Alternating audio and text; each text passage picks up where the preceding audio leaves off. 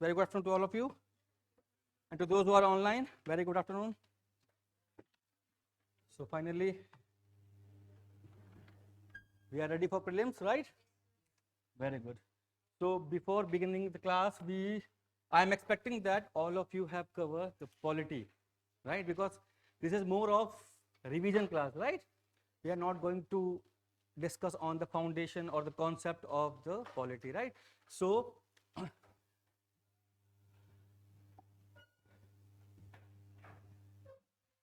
you must have all gone through all the strategies, how to go for prelims, right? So we are not going to discuss all that because you already have gone with all these so much during the period of time, right? So as a subject of polity, we need to discuss what is the importance of polity with reference to the subject polity associated with the UPSC prelims, right? So the objective is to how to crack prelims through the subject polity. It means the weightage of polity should be realized, right? So how many questions we find that how many questions are there for past 5 years on an average? There's number of questions between 15 to approximately maximum 20, right? We have seen that. So the last prelims we have seen that there are almost 20 questions were there, including the current affairs also, right? So here this polity class would be divided into two parts, right? First we will here cover the static portion, right? And in the current affairs module also we have, right? In mission prelims we have seen that we have the current affairs part also, right? In which we have the current affairs, we have divided into the various subjects accordingly, जैसे हम अभी कर रहे हैं, ठीक है वैसे. So polity, those topics which are actually in current affairs, right? So we will discuss in the current affairs module, and here we are going to discuss the static portion or the conceptual portion of Indian polity, and I expect that all of you have gone through the previous year questions also, so that you can actually realize what to study and what not, right? So for that we have gone through previous questions. And do we have any trend analysis ki, which are the major important topics to cover with depth and which required more revisions? Do we have any idea?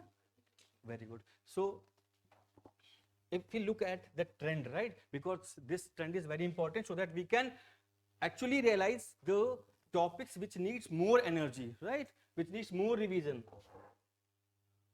Right, this is a trend for past 5 year questions, where we can find out the major important topics to study. Those who are sitting here, it is visible for you guys?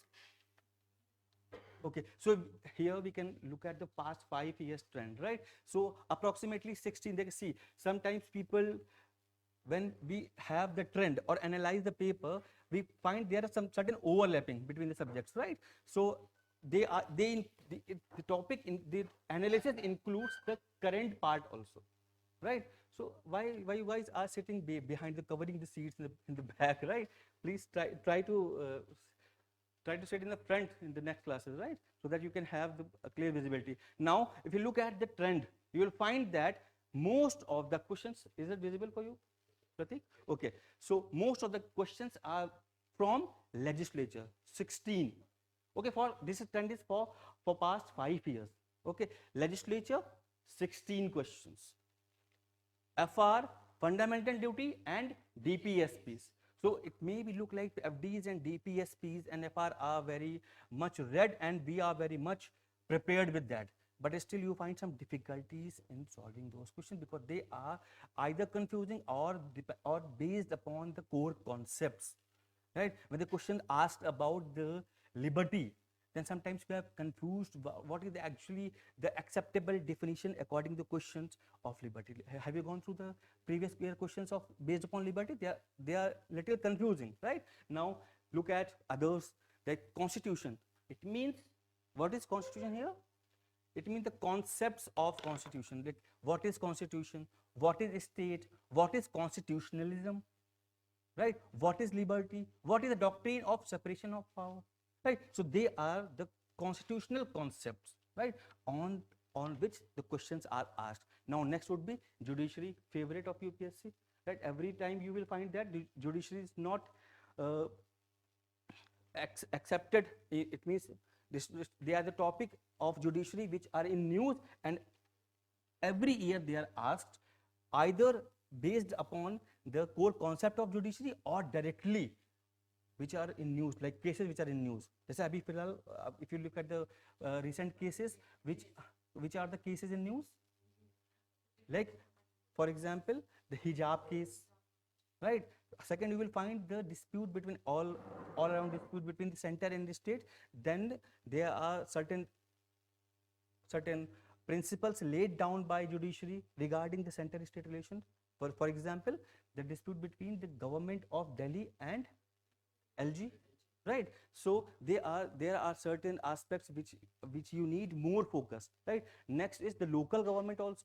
8 questions, 6 questions. So there are number of topics. If you go through the Lakshmikant, you will find out there are number of topics. But if you have to find out which are the important topics, you have to revise more regularly, right? So this is a trend. Now coming to the subject, right, which we are going to start with. So if we are supposed to start the Indian polity, then which is the main source of Indian constitution, I mean with respect to your syllabus, which book you prefer? Lakshmikant. Lakshmikant is the core, but you cannot forget to read NCERTs, right? So all of you have gone through the NCERTs and Lakshmikant as well. So when we start with Lakshmikant, we should read the salient features of Indian constitution in depth and with number of revision with the concept, right? So if you look at the salient features of Indian constitution, so we know that what are the salient features of Indian constitution. They should be at your tip, right? So what are the salient features of Indian constitution? Can anyone tell me? There are number of Indian constitution, there are number of features, right? So if one feature is already discussed, then the other people are supposed to discuss other one, right? No repetition of one feature, right? So first is the constitution is very lengthy, right? So it's the lengthiest constitution. So what is the other feature? Drawn from various resources. It means what? It means it is not copied, but the concepts are taken from various resources. So can anyone tell me who is prepared with the various sources? I mean the concepts and from where it is borrowed. If there are questions asked, then can anyone who is here who can actually solve the question confidently that I know all the sources, right? So suppose if I can we here, because we are not going to discuss the entire constitutional polity book here, right?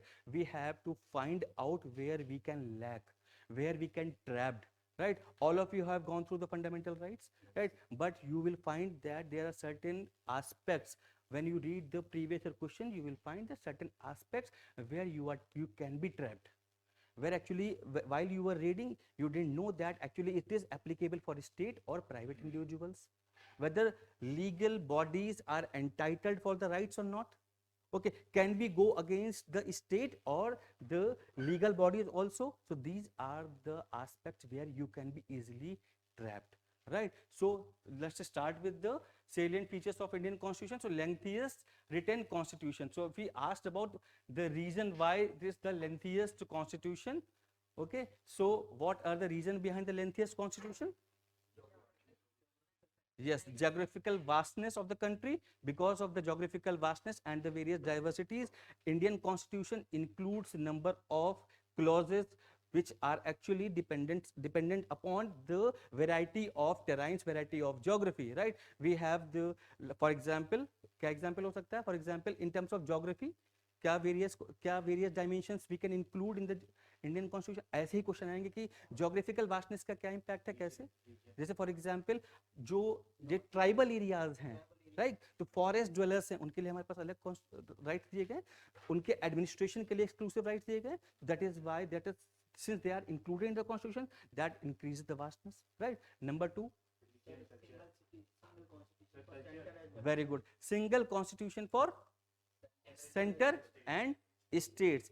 Means for state administration we have clauses in the same constitution as well as for union as well, right? Now what are the next historical factors? What are the historical factors? Government of India Act. See, our constitution is very vast because of the historical background. And why historical background is important? Because we have seen the colonial legacy, right? So we try to avoid those aspects which made us actually subjects. The fundamentals which are we were looking during the during when we were colony, right? So we were looking for what? We were looking for separation of power, we were looking for equality, we were looking for liberty. So those principles for which we were looking for during the colonial aspect, that we have included those aspects in our constitution as well. So Government of India Act 1935, which was already bulky, okay, so we have incorporated almost all clauses, important clauses of Act 1935. So when we, for example, now can anyone tell me the source of, when we talk about the source of constitutions, like various sources of constitution, so here how you can be trapped, like now tell me the how federal scheme is taken from where? Okay, and the distribution of power between center and state taken from? Distribution of power between, yes, right, and the the federal structure which is biased more towards the, very good. Can you get, are you getting it? Emergency powers are taken from, yes, right. So emergency provisions are taken from Government of India Act 1935. So what is taken from Germany? Right. So suspension of fundamental rights during emergency, because so they, were they not in 1935 Act? Suspension of fundamental rights, because we did not have fundamental rights during the period, right? That is why we cannot suspend those rights, because those were not there. Are you getting this concept? Why they were not there? Because there were no fundamental rights. तो किसको suspend करोगे, right? So जो emergency provisions थे वो हमने कहाँ से लिए? 1935 Act से, और suspension जर्मनी से. समझ रहे हो कैसे, कहाँ पे आप ट्रैप हो सकते हो? सो देखो 4 दिन में पॉलिटी फिनिश नहीं हो सकती है, ठीक है, समझ में आ रही बात? अब देखा होगा जब ना शेड्यूल देखा 4 दिन में पॉलिटी कैसे फिनिश हो सकती है?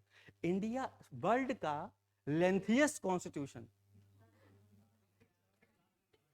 अगर पता चल जाए तो शायद मुझे बुला लें नोबेल देने के लिए, ठीक है, कि कौन है जो 4 दिन में खत्म कर, लेकिन बात यह है कि हमें पूरा पढ़ना भी नहीं है, क्योंकि हम जो जिस एक्सपर्टीज के लिए हम जा रहे होते हैं ना एग्जाम में, यूपीएससी का पॉलिटी पढ़ के जा रहे होते, तो ऑलमोस्ट लॉयर बन के जा रहे होते हैं, ठीक है, वैसे बन के नहीं जाना है, ठीक है. हमें ये समझना है कि देखो सिटीजनशिप एक्ट, कितना भी सिटीजनशिप जो चैप्टर पढ़ा ना सिटीजनशिप का, ठीक है, कितना भी पढ़ लो ना, नहीं याद कर पाओगे क्या क्लॉजेज हैं उसके, ठीक है. अभी कोई मुझे बता सकता है कि रजिस्ट्रेशन के लिए क्लॉजेज क्या है?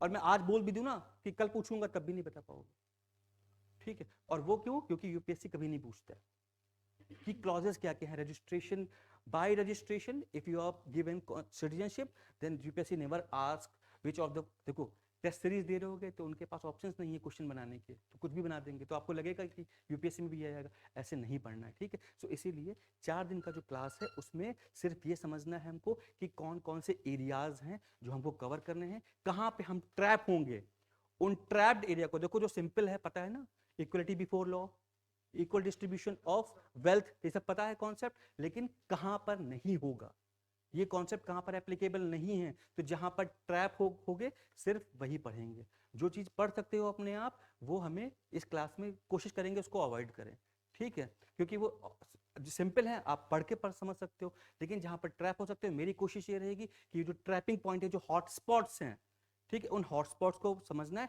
अदरवाइज क्या होगा, आपका फोकस मूव करता रहेगा एग्जाम के टाइम पे, और एपिसेंटर भी मूव करता रहेगा, ठीक है. क्यों? क्योंकि फोकस अभी कहीं और रहेगा, तो वही एग्जाम में एपिसेंटर शो करेगा. बात समझ में आ रही है? अगर ज्योग्राफी पढ़ी होगी तो पढ़ रहे होगे ना, हाँ, तो इसलिए ये ज्यादा समझना जरूरी है कि हमें किस टॉपिक का कौन सा पार्ट फोकस है, ठीक है. उस फोकस पे फोकस रखोगे तो एपिसेंटर हिले डुलेगा नहीं, वही रहेगा. बात समझ में आई? ठीक है, तो अभी देखो क्लास करोगे तो समझ में आएगा कहाँ कहाँ ट्रैप हो सकते थे और बच गए, ठीक है. चलो आगे बढ़ते हैं.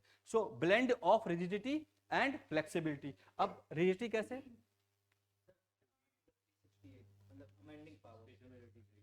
कॉन्सेप्ट बताओ, रिजिडिटी कैसे, रिजिड कैसे है? यस, ठीक है। तो हाँ, तो अब rigidity means the amendment process is very complex and difficult. How? It needs a special majority. And what is special majority? Okay, means 2/3 members of present in voting plus 50% of 50% of total numbers, right? Not present in voting, total number. And if we talk about the special majority, there are number of majorities, right? So here when we talk about the rigidity, it means it includes the majority, special majority, as simple as that, and special majority with the consent of half of state legislative assemblies, ठीक है, minimum half, ठीक है। तो अभी कितने चाहिए हमको?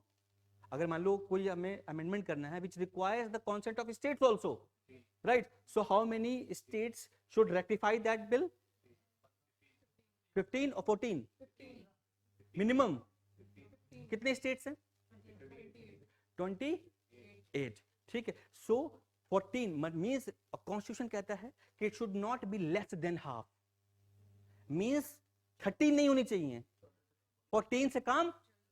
समझ में आया? इसीलिए मेजोरिटी की बात करते करते हम आ गए सीधे स्टेट कॉन्सेंट पे, और स्टेट कॉन्सेंट पे 50% प्लस 1 नहीं है, मिनिमम 15%। बात समझ में आई?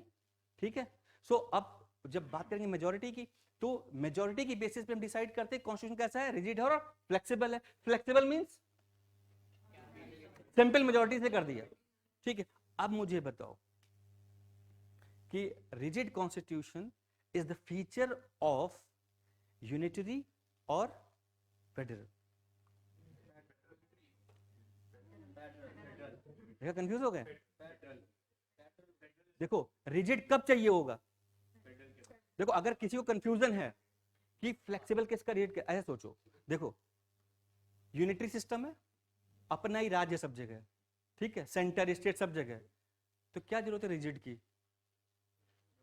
सिंपल फ्लेक्सिबल हमने ही रूल बनाया है और हमें ही चेंज करना है, तो क्यों टफ बनाए? टफ कब होगा? जब और लोगों का भी इन्वॉल्वमेंट होगा, तो कोई जो कॉन्स्टिट्यूएंट यूनिट्स हैं वो इसको इजीली चेंज ना कर सकें। Are you getting this point? अभी याद रहेगा हमेशा, रिजिड किसका पार्ट होना चाहिए? फेडरल का, क्योंकि they are number of constituent units also. So if rigidity would not be there, that the agenda of federalism should not be there. समझ में आई बात? तो रिजिडिटी किसका फीचर हो गया? फ्लेक्सिबल तो automatically.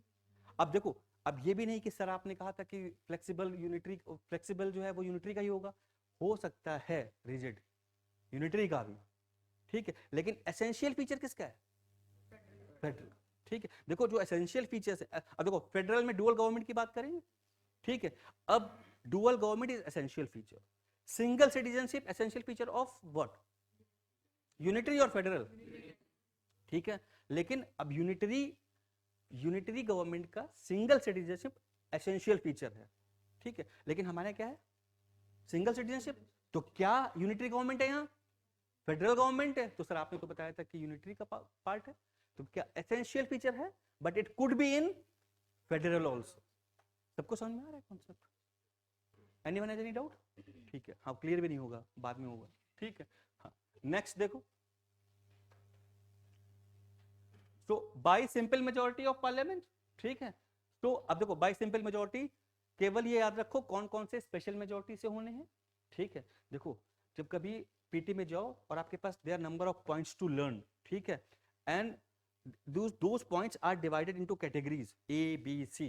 So try to learn, if there are 3 categories, then try to learn those who are few, ठीक है, क्योंकि rest of them will be the part of the other ones, right? So क्या है, simple majority के जितने parts हैं, अगर इसको आप देख लो एक बार, use of official language, conferment of more jurisdiction of the supreme court, privileges of the parliament, its member and its committees. So these can be amended through simple majority, right? Now if you look at the special majority of the parliament, ठीक है, तो you will find the fundamental rights, directive principles of state policy. It means if you want to change the fundamental right, can fundamental rights be changed? Can be amended? So are they not the part of the basic features? So they are the part of the basic feature, still they be amended? Okay. Except? Yes. Okay. So though they can be amended, right? They are part of basic structure, they can be amended with certain exceptions also. We will discuss it later, right? The precedence of the DPSP versus FR. Okay. So हम जब पढ़ेंगे तब समझेंगे क्या है. So by special majority of parliament and consent of state. देखो learn क्या करना है, जो memorize करना है. अब यहाँ पर मेमोराइज भी करना होगा, तो जो मेमोराइज करना है what need to be memorised, ये पॉइंट्स आपको मेमोराइज करने होंगे. ठीक है, कौन कौन से हैं? Election of the president and its manner. और जब ये सारे पढ़ोगे तो एक बात समझ में आएगी कि इनमें एक चीज कॉमन है इन सब में. What is the common thing? They all relates to the federal structure of India. ठीक है, so when we talk about the election of the president, it means we are talking about the federal structure, right? Because president, PM, CM, governor, they represent the federal structure, right? Now extent of the executive power of the union and the states, it means we are talking about the union and the states and their executive powers, right? Now third, supreme court and high courts, right? So supreme court and high courts, when we talk about supreme court and high court, it means if we demolish the power, diminish the power, reduce the power, extend the power, increase the power, we are actually changing in the powers of judiciary in terms of the jurisdictions of the entire territory. That includes the states as well as union. ठीक है, तो अगर high courts की power हम less करेंगे तो it means कहीं ना कहीं टेरिटोरियल ज्यूरिडिक्शन हैम्पर होगा स्टेट का.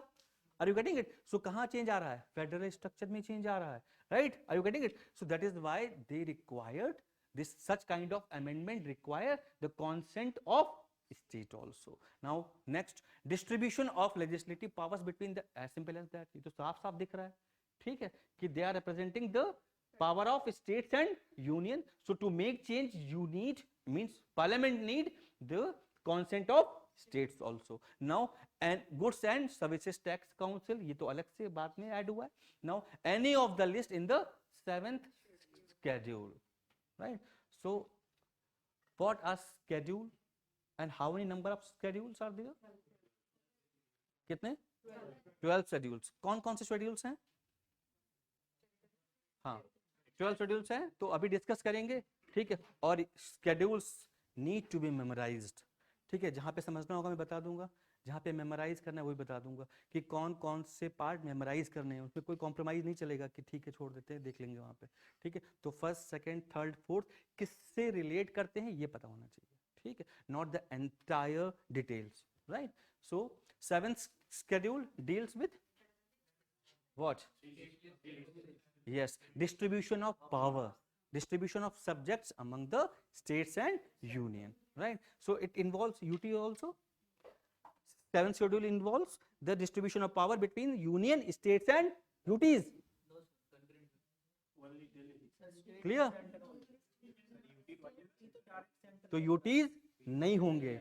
बात समझ में आया? तो स्टेटमेंट में ध्यान रखना, नजर रखना पैनी कि UT तो नहीं आ रहा है कहीं पे. बात समझ में आ रही है? तो distribution of subjects between union and states. अब जब ये स्टेट्स पढ़ते हो तो यूटी भी आता होगा, और पढ़ते पढ़ते कभी ध्यान नहीं रहा कि हो सकता है स्टेट्स ऑब्लिक यूटी लिखा हुआ है स्टेटमेंट में, तो वो गलत होगा. ठीक है, distribution of power between union and states. Clear? तो यहाँ पे ट्रैप तो नहीं होगा ना? Very good. Now representation of states in parliament, it means we are talking about which schedule? 4th schedule means allocation of seats in Rajya Sabha. तो allocation change करेंगे means we are actually changing the federal features, federal structure. Are you getting it, everyone? चलो. Now powers of parliament to amend the constitution. ठीक है, so itself article 368 itself, it means to make the changes in the powers or the clauses of article 368 you need the consent of minimum half of the states. Is it clear for everyone? Okay. Now so there are number of majorities: absolute majority, effective majority, special majority of two kinds. So what are the difference between them? What is the absolute majority? Means Suppose there are 200 people, they are sitting in the class, and I need absolute majority over any issue or any subject, right? So I need if the strength of this class is 200 and there are 50 students are not present here, right? So I need out of 200 class for absolute majority to be qualified, we need how many numbers we need? If 50% are not there, right, and the procedure needs the absolute majority, right? So we need 101. If the procedure need effective majority, it means we will calculate by removing the absent. Is it clear for everyone? ठीक है. So absolute majority का use कहाँ होता है? कहाँ use करते हैं absolute majority का? कि when we talk about the majority of total membership. No. No. Absolute majority as simple as that. देखो इंडिया ऐसे कंट्री में रह के जहां हर साल कम से कम 4 जगह इलेक्शन होते हैं, स्टेट्स के हो चाहे सेंटर के हो, सेंटर के तो 5 साल में एक बार हो गए, ठीक है. ऐसे में आपको ये समझ में नहीं आ रहा है कि एब्सोल्यूट मेजॉरिटी का यूज कहाँ होता है. हर साल इलेक्शन होते हैं, क्या करते हैं वो लोग इलेक्शन करके? गवर्नमेंट बनाते हैं. तो कहते हैं ना कितनी सीट्स चाहिए. अगर लेजिस्लेटिव असेंबली सपोज यूपी में कितने मेंबर्स हैं इलेक्टेड मेंबर्स? 402, ठीक है. तो हम कैसे कैलकुलेट करेंगे? Out of total membership, right. So for government formation we need the total membership, as simple as that. Government formation करते हैं, क्या बोलते हैं? 50% ज्यादा सीट चाहिए हमको, तभी तो गवर्नमेंट बनेगी. तो 50% से ज्यादा किसकी? Of what? Total membership. Clear everyone? ठीक है. Now coming to next, effective majority. इसका यूज कहां है? इफेक्टिव मेजॉरिटी मींस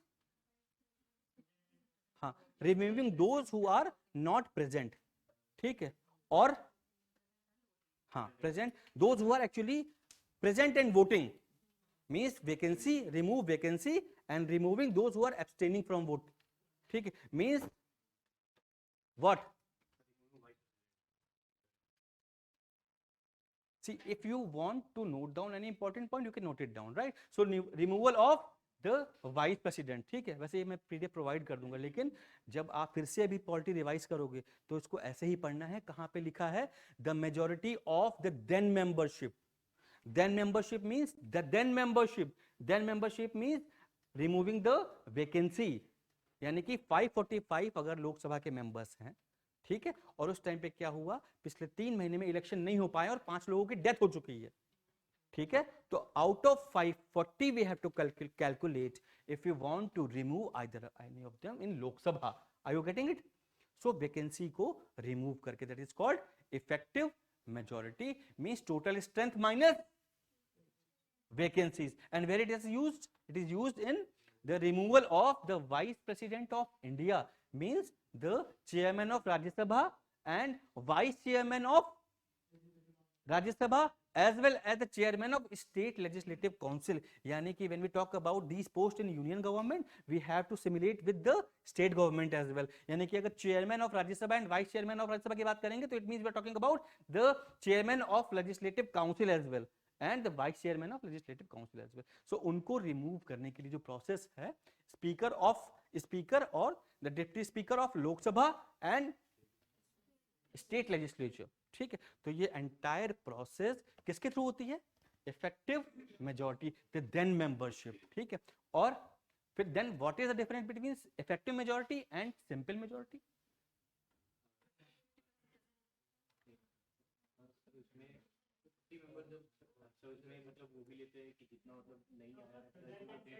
देखो इसमें क्या किया हमने? टोटल स्ट्रेंथ में केवल वैकेंसीज को माइनस किया, ठीक है. हाँ, तो जब कैलकुलेट करेंगे ना मेजॉरिटी, तो जो वैकेंसी है 540 मेंबर्स हैं 50 रिमूव कर दी क्योंकि वैकेंसी थी, दे वर डाइट और बाय इलेक्शन हो नहीं पाया, ठीक है, तो total membership will consider as 540, ठीक है। अब 540 में अगर सपोज कि 20 पीपल एब्सटेन्ड फ्रॉम वोटिंग, ठीक है, तो मतलब क्या हो गया, present and voting. So when we talk about the 50% of present and voting, we are talking about simple majority, right?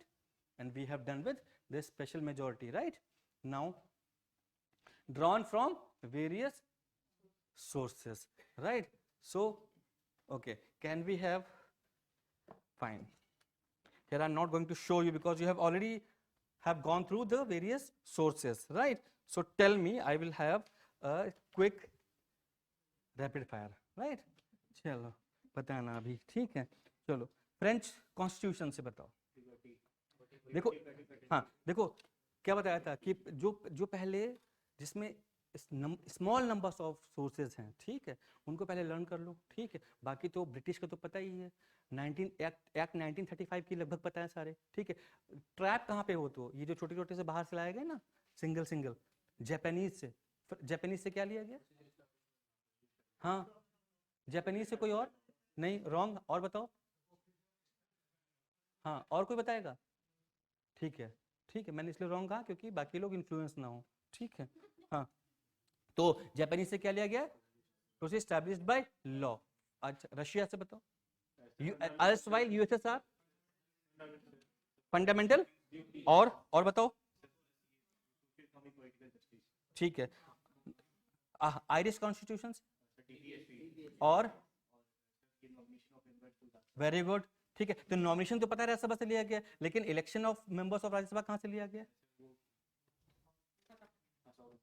South Africa से, वेरी गुड। अभी ये बताओ ऑस्ट्रेलियंस, ये दोनों को समझ, सबको समझ में आया ना, election of members of Rajya Sabha कहां से लिया गया, साउथ अफ्रीका, और nomination of members of Rajya Sabha Irish, ठीक है, तो ऐसे करके बाइफरकेट करके या फिर कंपेयर करके कर लोगे ना, ठीक है, ऐसे ही करना होगा। नाउ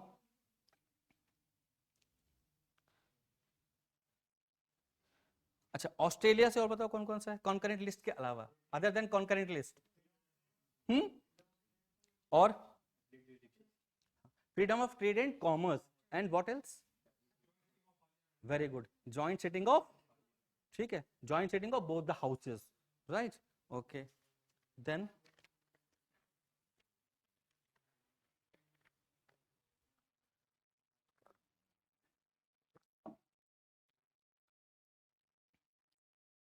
अच्छा एक और चीज बताओ, ऑफिस ऑफ गवर्नर कहां से लिया गया,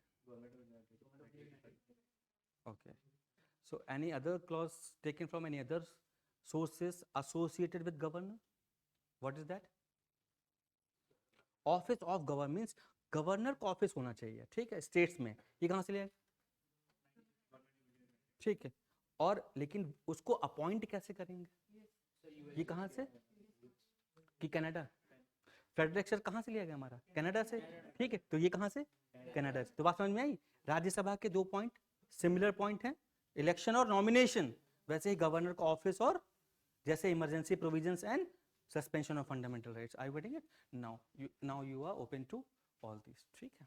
So distribution of power among central and states, it means the federal scheme taken from 1935, office of governor, ठीक है, जुडिशरी, अब देखो जुडिशरी और नीचे आ जाओ, यूएस, इंडिपेंडेंस ऑफ जुडिशरी, यानी कि concept of judiciary means integrated judiciary, ठीक है, here you will find that judiciary means the concept of judiciary, judiciary कैसी होनी चाहिए, सुप्रीम कोर्ट होना चाहिए, हाई कोर्ट होना चाहिए, सबऑर्डिनेट कोर्ट होनी चाहिए कि नहीं होनी चाहिए, तो that scheme is taken from government of India act, right, and independence of judiciary, they are two different terms, that is why I am using slide, because so that you can see the terms, the difference between the terms, right, so independence of judiciary and integrated judiciary, what is the difference between both,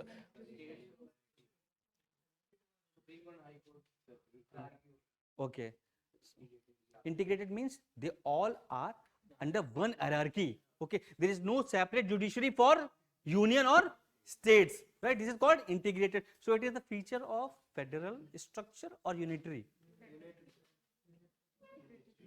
this is integrated,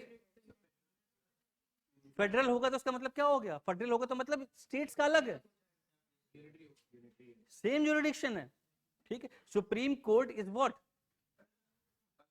yes, apex court of the entire hierarchy other than fundamental rights or the some other clauses also, you cannot directly move to supreme court, ठीक है।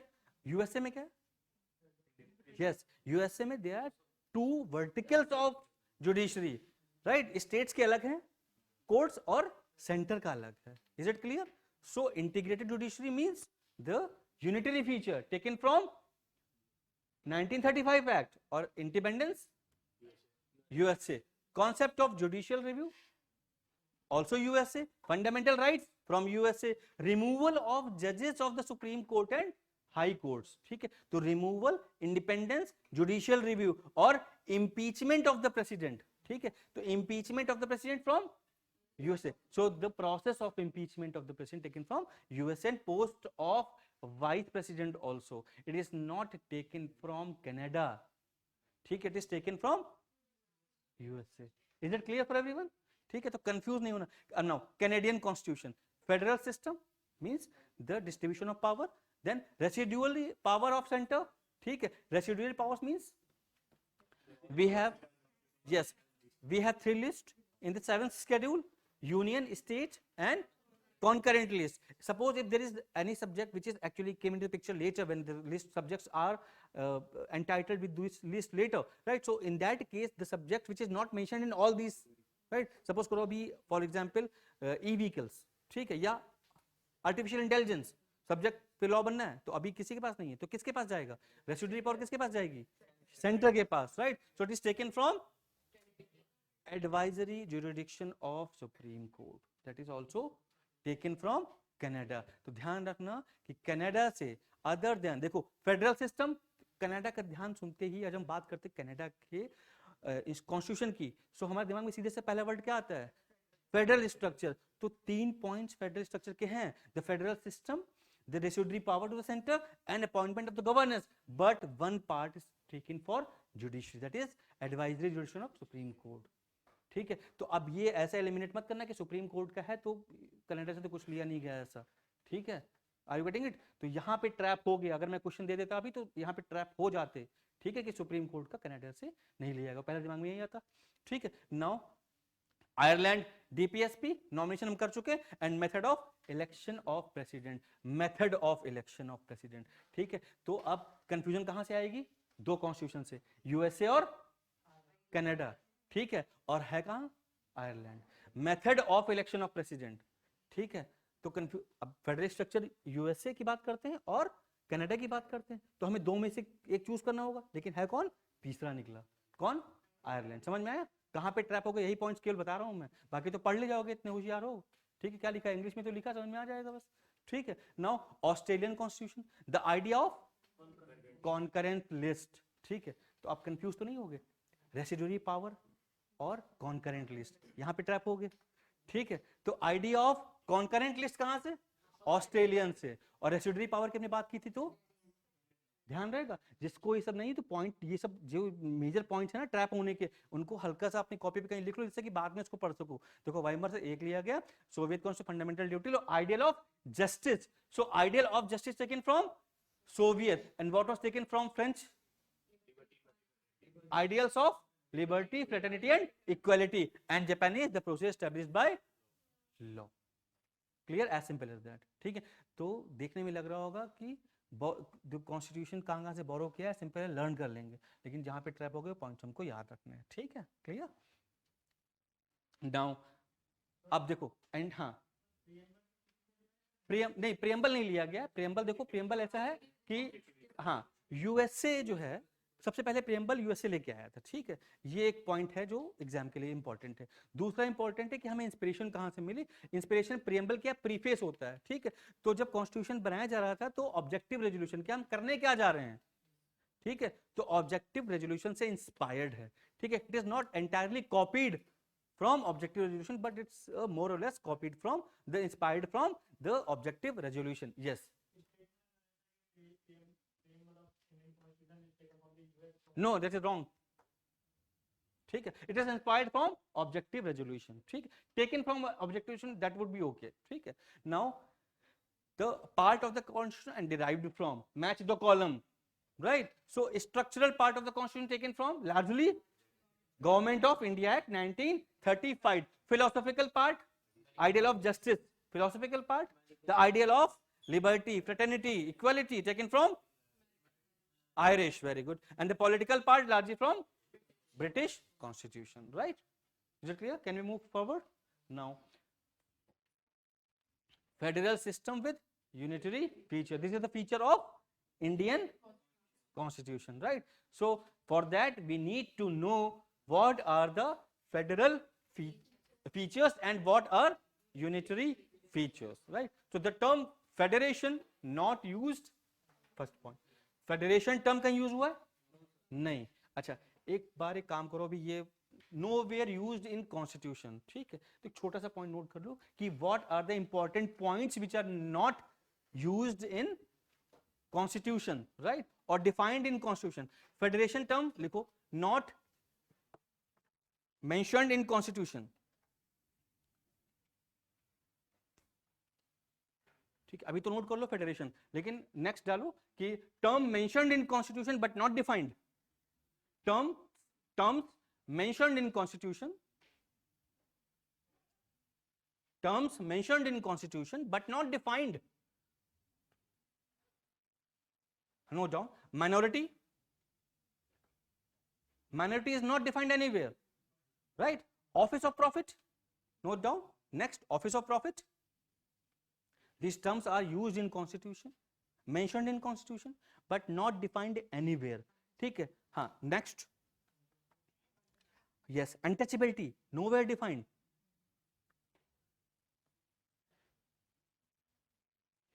Martial law, which article? Very good. Martial law is not defined. What is martial law? ठीक है. Next, violation of the constitution.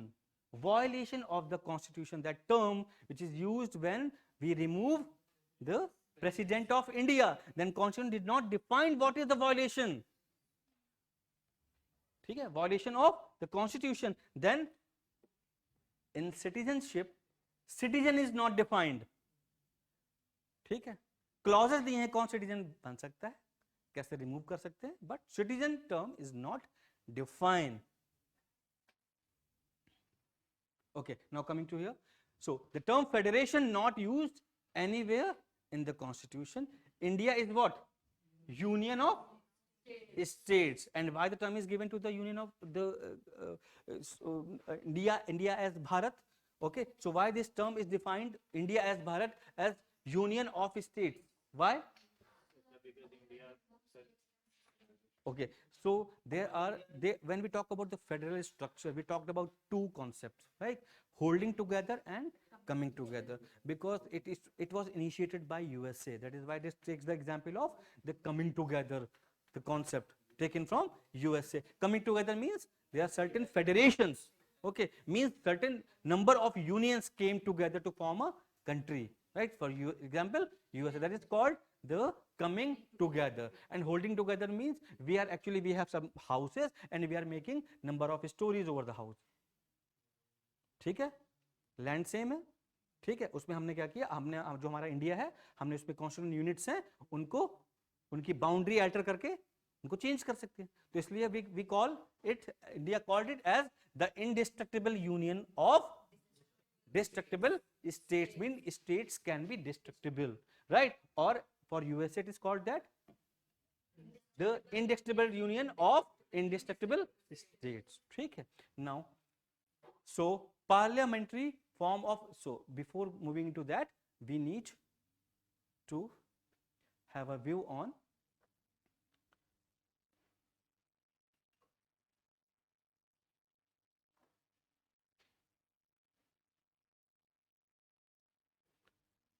these are the federal features. Like for example, for federal government you need, this is the essential component, right? Means dual government.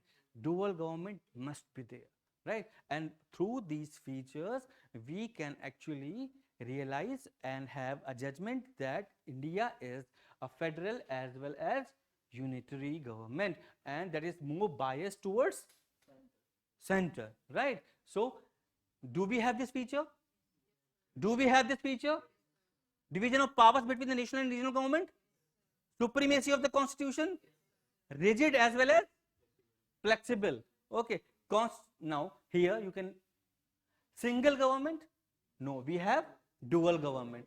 Constitution may be written or unwritten. No divisions of power, right? All powers are vested in the national government. Constitution may be supreme or may not be supreme. So here, if constitution is not supreme in Britain, then who is supreme? The parliament. Okay, yes. Constitution may be rigid in France or flexible in Britain. Judiciary may be independent or may not be independent, right? In unitary form of government, in federal, independent judiciary must be there. So why independent judiciary? Because there are dual government, so there must be independent judiciary. And when we call a body independent, so it means what are their characteristics? Why do we call them independent? Like when we call the independent judiciary, if it is not independent, it means what should not be there?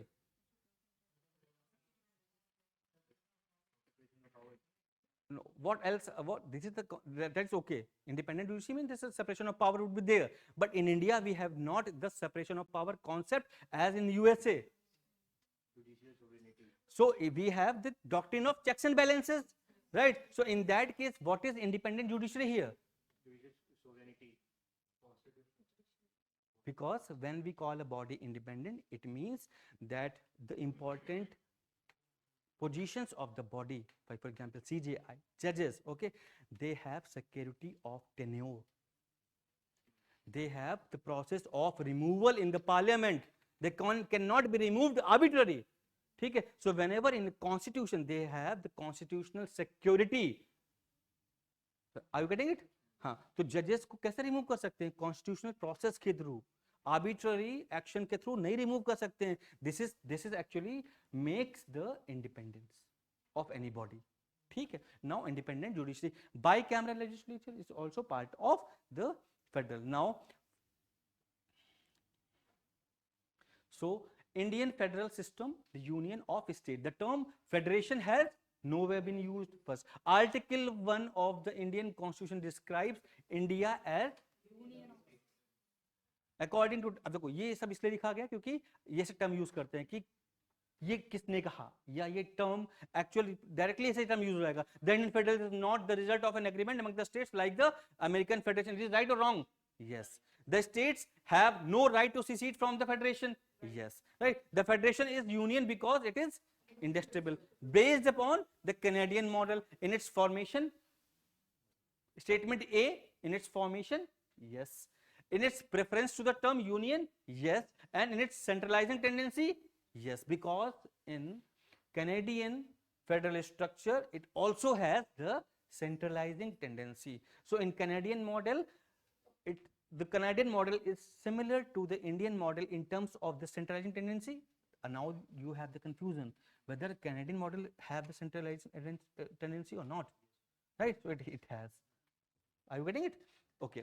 So now the federal features of the Indian Constitution. Indian Constitution is combination of federal feature as well as unitary feature. So what are the federal features?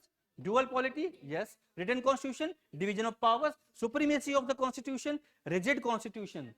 Rigid is part of federal and flexible is very good. Independent judiciary, or if it is integrated, then it would be the part of the unitary feature, right? Now bicameralism, unitary feature कौन से? Strong center, states not indestructible, single constitution, flexibility of the constitution, no equality of states representation. What is this? No equality in absolute number, not proportion. In terms of proportion, they are equal, but in terms of number, they are unequal, right? Now, emergency provisions. So, emergency provisions are federal feature or unitary feature? Unitary feature. Now, integrated unity, all India services. Now, tell me, Election Commission of India is representing the unitary feature or the federal feature? Federal feature. So do we have separate election commission for state elections? So it is clear.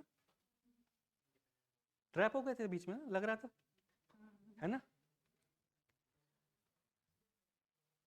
चलते चलते ऐसे ही pot holes आते हैं, ठीक है. हाँ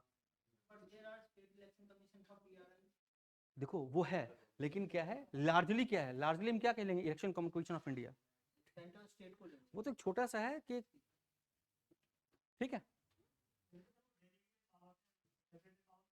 क्या? हाँ, इसीलिए तो उसके उनके पास कुछ ऐसी पावर, देखो जब हम बात करेंगे ना इलेक्शन कमीशन ऑफ इंडिया की, तो फिर अगेन हम बोलेंगे this is actually constitutional body and independent body, ठीक है. But when we talk about the commissions which are actually holding elections in PRIs, ठीक है, they are actually some of the powers they can be modified by the states as well.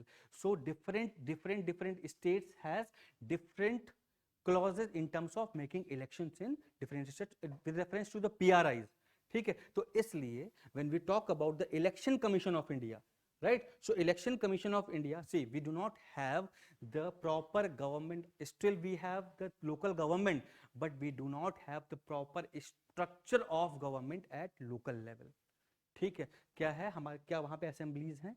नहीं है वहाँ पर, ठीक है. इसीलिए when we talk about the Indian federal structure we talk only about two government, state union government and state government. So election commission are of India considered in terms of both the governmental structure.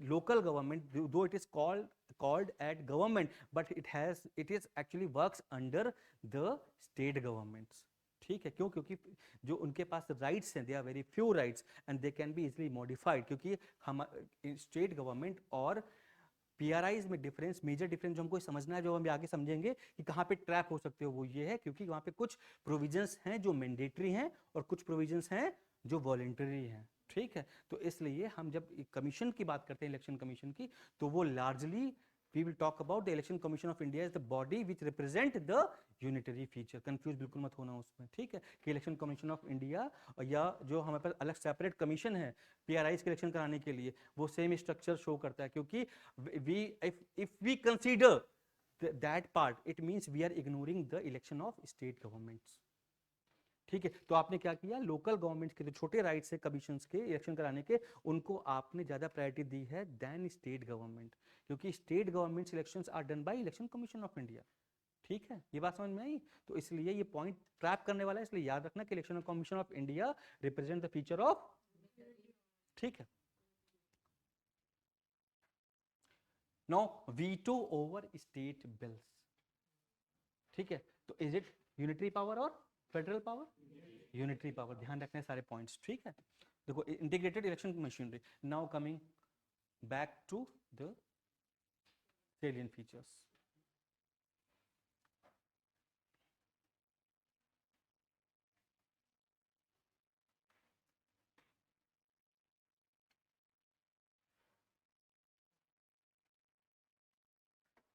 Okay, so parliamentary, once again, parliamentary form of government, this is also the salient feature of Indian constitution. So when we talk about the parliamentary form of government, it means there must be other form of government also, that is presidential form of government. So India adopted the parliamentary form of government. It means it is based upon Westminster model. So what are the features of parliamentary form of government? That is the presence of nominal and real executive. So what is there in the presidential form of government? President is nominal executive or real executive? And in India?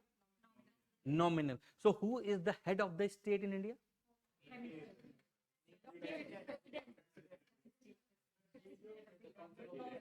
Who is the head of the government? देखो जब तीसरी class होती है और भी politic ही होती है, तो दिमाग ऐसे ही काम नहीं करता कभी कभी, ठीक है. पहली क्लास होती है फर्स्ट, सुबह सुबह फ्रेश होकर आए होते तो बिल्कुल आराम से फ्रेश माइंड बैठे होते, ठीक है. तीसरी क्लास कर रहे हो, ठीक है, और भी पॉलिटिक कर रहे हो, ठीक है. तो अगर 2 घंटे पूरा टिक गए वो भी बड़ी बात है, ठीक है. चलो, तो मेजोरिटी पार्टी रूल, ठीक है. नाउ कल देखो यहाँ मेजोरिटी पार्टी रूल, अब कहोगे सर कि कोएलिशन का कोई रोल नहीं है, ठीक है. तो यहाँ मेजोरिटी पार्टी में ही कोएलिशन, ठीक है, हाँ, now collective responsibility of the executive, that is the main feature of the parliamentary form of government, that separates fundamentally the presidential form of government from parliamentary form of government, because the executive here is responsible to the legislature, but in presidential form of government, executive means president is not actually accountable to the Congress. Is it clear for everyone? Now, leadership of the prime minister or chief minister, not president or governor, right? Dissolution of the lower house. Lower house can be dissolved by president, while in USA, Congress cannot be dissolved by president, right? So this is how you can differentiate both the form of government. Now, parliamentary sovereignty and judicial supremacy. So it is now this is one of the unique feature of Indian Constitution, that is the synthesis of parliamentary sovereignty and judicial supremacy. So what is, so who is actually parliamentary sovereignty, right? So do we have parliamentary sovereignty, right? Okay, so see, sovereignty of the people. Who is sovereign in India? Who is supreme? We the people of India, right? So अभी हम करेंगे preamble, ठीक है, तो और ज़्यादा समझ में आएगा. So we the people of India, right? It means in India we have the supremacy of sovereignty of people. Parliament represent, देखो दोनों एक साथ नहीं आएंगे, अगर दोनों एक साथ आते हैं तो क्या बोलोगे? People. Who is sovereign in India? People, Parliament, Constitution, President. अब बताओ, कॉन्स्टिट्यूशन किसने बनाया? पीपल, ठीक है. अगर पीपल नहीं है तो कौन सुप्रीम है? सोवरेन कौन है? कॉन्स्टिट्यूशन. कॉन्स्टिट्यूशन और दो लोग गायब हैं इंपॉर्टेंट, पीपल और कॉन्स्टिट्यूशन. तो कौन है सोवरेन हमारे यहाँ? Parliament, because parliament is actually representing the people of India, ठीक है. सो और when we talk about the synthesis, it means the parliamentary sovereignty and judicial supremacy. So some points here we can see that we have parliament is sovereign, but not absolutely as in UK. The concept is taken from UK. So parliament sovereign है अपने यहाँ, लेकिन not absolutely, ठीक है. क्यों? क्योंकि कौन बैठा हुआ है? सुप्रीम कोर्ट, जुडिशरी बैठी है. You can not be sovereign, but UK में सोवरेन है पार्लियामेंट, जुडिशरी कुछ नहीं कर सकती है, ठीक है, अदर देन एग्जीक्यूटिव एक्शंस, ठीक है. पार्लियामेंट्री लेजिस्लेचर पे कुछ नहीं कर सकती, ठीक है. Now in India, if parliament wants to modify the constitution, okay, and if it is violating the basic structure, then judicial review is there, Supreme Court is there. So though we cannot say the parliament is absolute sovereign, but we have some component of sovereignty here in Indian Constitution. Now judicial supremacy, that is the concept taken from USA. So in USA, Supreme Court is supreme, okay. Judicial supremacy, अगर वहां supremacy नहीं होगी, parliament की होगी, तो क्या होगा फिर? जो होल्डिंग टुगेदर का, सॉरी, जो कमिंग टुगेदर का जो कॉन्सेप्ट है यूएसए का, दैट वुड बी वॉयलेटेड, ठीक है, क्योंकि पावर किसकी बढ़ जाएगी? सेंटर की. इसलिए जो जुडिशियल सुप्रीमेसी का मतलब है वहां पर यूएसए में कि each and every law can be reviewed, ठीक है. क्या अपने यहाँ ऐसा है? सारे लॉ रिव्यू कर सकता है सुप्रीम कोर्ट? नहीं कर सकता है. कोई आर्टिकल बनाया, कोई लॉ बनाया आपने, और हाँ, और शेड्यूल 9 में कर दिया, ठीक है, and if it is not violating the basic structure of the constitution, it can not be reviewed. It is immune from the judicial scrutiny. Is it clear for everyone? ठीक है. अगर किसी को लग रहा हो कि नींद आ रही है तो जाके पानी पिए, 2 मिनट में बैठ जाके वापस, ठीक है, बिना पानी पिए फ्रेश हुए समझ में नहीं आएगा कि नींद आ रही होगी, ठीक है. तो इसलिए बिल्कुल चौकन्ने रहना. छोटी छोटी चीजें जो है एग्जाम में आ सकती हैं, और कोई भी जो कंफ्यूज हो. दूसरी चीज, अब प्रीलिम्स आ रहा है, तो जो भी कंफ्यूज हो अपने कंफ्यूजन अपने दायरे तक रखे, ठीक है. हाँ, ठीक है, क्योंकि एग्जाम में क्या होगा, आपको पूरी बुक एक तरफ हो जाएगी और वो कंफ्यूजन क्लास में याद आएगा कि वो जो किसी ने बोला था तो सर ने क्या बताया था उसके बारे में, वो सही किया था कि नहीं किया था, ठीक है. तो सब भूल जाओगे, यही याद रहेगा. इसलिए कोई कंफ्यूज है तो वो अपना प्लस माइनस वो आपके लिए रखो, ठीक है, दूसरे को मत दो, गिफ्ट मत करो, ठीक है. तो इसलिए कंफ्यूजन के लिए पेशेंस रखो और अपने पास रखो, बाद में देख लेना अगर कोई कंफ्यूज हो रहा हो कि नहीं तो ऐसा नहीं ऐसा है, ठीक है. नाउ ये बात समझ में आई? तो इसलिए it's a best synthesis of parliamentary sovereignty and judicial supremacy. तो हमारे पास क्या है? हमारे पास सुप्रीम कोर्ट की अथॉरिटी तो है, ठीक है, लेकिन कुछ हद तक लिमिटेड है, ठीक है.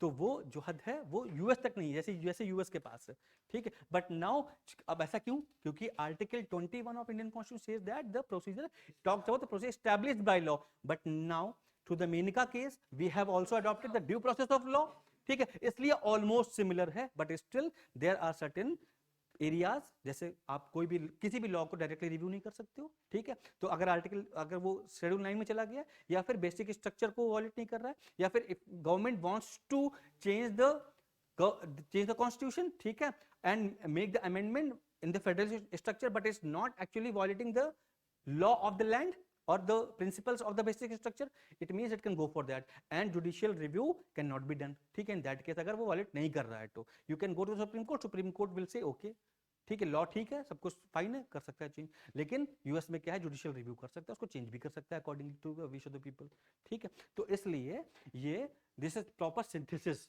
ठीक है, इंडिया का यूनिक फीचर है। Are you getting it everybody? किसी को कंफ्यूजन नहीं यहाँ पर, ठीक है। नाउ इंटीग्रेटेड एंड इंडिपेंडेंट मैं ऑलरेडी क्लियर कर चुका हूं कि इंटीग्रेटेड कैसे है, because this hierarchy of the supreme court, high court, subordinate courts, ठीक है, and the decisions and the decrease of higher courts is binding to the lower courts. This is how we can see it is integrated, ठीक है। जब हम hierarchy की बात करते हैं, इसका मतलब है कि जो हायर अथॉरिटी है, लोअर अथॉरिटी उसके लिए उसके डिसीजंस, उसके लॉज, उसके डिक्रीज को मानने के लिए बाउंडेड है। Is it clear? That is the concept of integrated system, ठीक है, or the hierarchy. And when we talk about the independent, it means security of tenure, the judges would be there, ठीक है, fixed service condition, ठीक है। सो ऐसे ही नहीं कि सुबह उठे हो पीएम का माने कि रिमूव करो सीजीआई को, तो नहीं हो सकता है।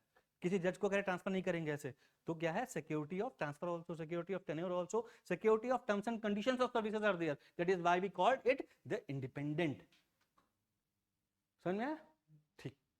Now next feature is the fundamental rights, ठीक है। तो फंडामेंटल राइट हमारे इंडियन कॉन्स्टिट्यूशन का पार्ट है, तो हम पूरा अलग से करेंगे, लेकिन इसके जो मेजर पॉइंट्स है वो समझ लो। Justiciable nature, okay, so you can, justiciable means you can go to the courts, okay, directly to supreme court, okay. So now under which article? Acha, article 32 and okay. So now